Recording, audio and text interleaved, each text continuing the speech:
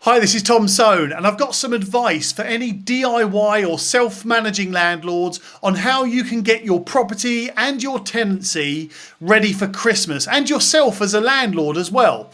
Because it's the same every single year. You hear terrible stories of tenants having issues with their landlords and landlords having issues with their tenants, and the property and maintenance and repairs and all those sorts of things over the Christmas period. So I've got a couple of tips and a few hints that you could put in place right now to get you ready. So the first thing I want to say is your emergency procedures. Now, if you're one of those landlords that historically your tenant will just give you a call and say, "Hi there, Mr. and Mrs. Landlord, my boiler's just gone off, it won't come on," or "I'm not getting hot water," or "the electricity's gone off," or "there's a leak," or "I've locked myself out," all of those things.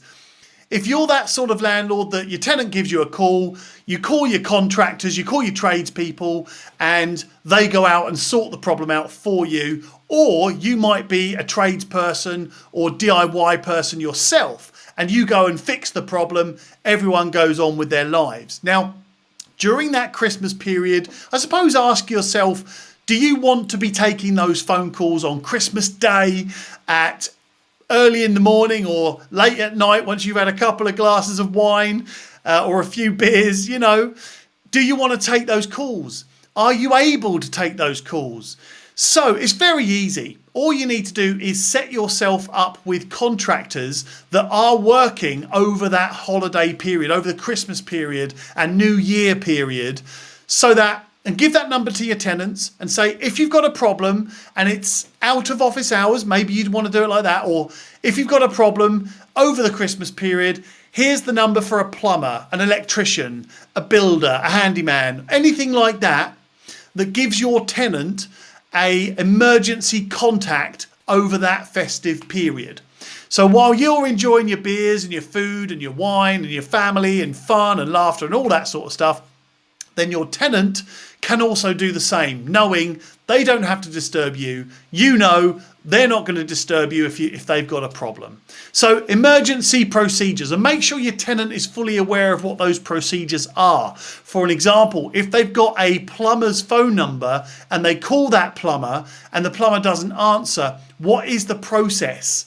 You need to make sure that obviously your plumber is going to be reliable through this time. Now, there are a lot of plumbers and electricians and builders and locksmiths that are working and are on call over the Christmas period. There are also some companies that provide that 24/7 emergency call out service. Like, for example, my letting agent, we've got a 24/7 emergency service that tenants can call upon at all hours of the day and night with their emergency issues. And that is vital, absolutely vital. Because again, like I say, Mr. and Mrs. Landlord, you don't want to be caught out at 2 a.m.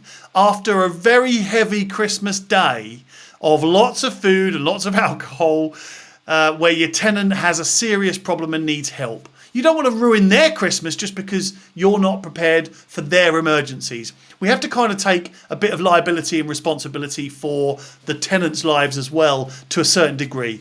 Now, if it ever got more serious and your tenant had a serious problem and you weren't able to respond and you didn't respond, then Mr. and Mrs. Landlord, you are responsible. And I hate to sound patronising, but standing in front of a judge and saying, well, it was Christmas, I just couldn't get there, or I couldn't get a contractor, or I couldn't get a plumber or an electrician or whatever to go and help the tenant with their emergency.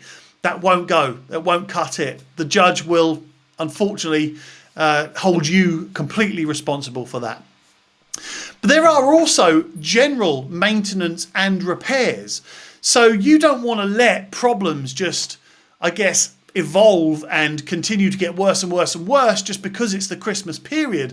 Leaks are especially bad around that Christmas period because there's always a lot of rain, there's always cold, so you do quite often get a number of leaks through the roof, through the walls, into the wall cavities, that need fixing straight away. But also where the plumbing takes quite an intense beating throughout the Christmas period because it's cold, then sometimes you can spring leaks there too. And you don't want to leave that going. You don't want to leave that leak getting worse and worse and worse.